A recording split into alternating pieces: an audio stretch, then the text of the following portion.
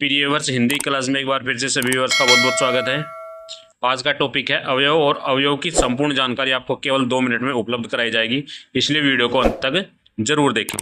आज का टॉपिक है अवयव।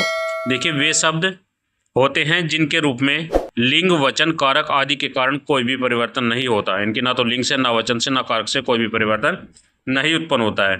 इन्हें अविकारी शब्द भी कहा जाता है। सरल शब्दों में अवयव वे शब्द होते हैं जो किसी भी वाक्य में हमेशा एक ही रूप में रहते हैं, चाहे लिंग, वचन या कारक कुछ भी हो। आगे देखेंगे अवयव के प्रकार। अवयव मुख्यतः 5 प्रकार के होते हैं। पहला है क्रिया विशेषण अवयव, दूसरा है संबंध बोधक अवयव, समुच्चय बोधक अवयव, विषम्य आदि बोधक अवयव, और 5वां है निपात अवयव। तो पांचों के पांचों अवयवों को आपके साथ में विस्तृत रूप से चर्चा की जाएगी। सबसे पहला है आपका क्रिया विशेषण अवयव। ये शब्द क्रिया की विशेषता बताते हैं। किसकी विशेषता बताते हैं? क्रिया की विशेषता बताते हैं। उदाहरण के लिए धीरे धीरे, यहाँ, वहाँ, कब, अभी, तेज इत्यादि। देखिए, धीरे धीरे, वह धीरे धीरे चल रहा है। इस वाक्य में धीरे धीरे क्रिया चलना की विशेषता बता रही है। तेज, घोड़ा तेज दौड़ता है। यहाँ तेज क्रिया दौड़ना की विशेषता बता रहा है। यहाँ, वह यहाँ रहता है। इस वाक्य में यहाँ की विशेषता बता रहा है। अगला है संबोधक, संबंध बोधक। ये संज्ञा सर्वनाम का संबंध वाक्य के दूसरे शब्दों से कराते हैं, जैसे के बिना, के साथ, के ऊपर। तो उसको क्या कहेंगे? संबंध बोधक कहेंगे। इनके एक दूसरे का संबंध यहाँ पर बताया जाएगा संज्ञा या सर्वनाम का। तीसरा है समुच्चय बोधक अवयव।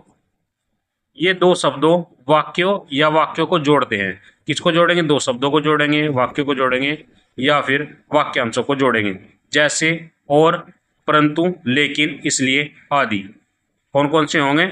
और, परंतु, लेकिन, इसलिए। तो ये कौन से होंगे? समुच्चय बोधक अवयव होते हैं।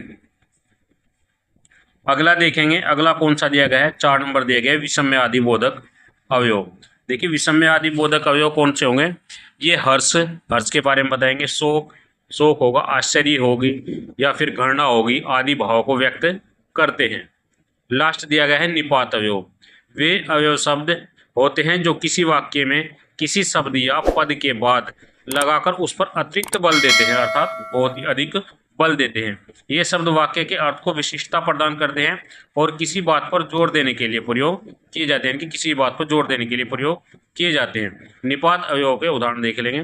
तुम्हें ही यह काम करना होगा। यहाँ ही शब्द का निपात है और तुम्हें पर जोर दिया गया है। किस पर जोर दिया गया है? तुम्हें पर जोर दिया गया है। प्रिय व्यूअर्स, यदि हिंदी से संबंधित आपका कोई भी डाउट है तो उसे कमेंट बॉक्स में पिन कर दें। हमारे चैनल को सब्सक्राइब करें। जय हिंद, जय भारत।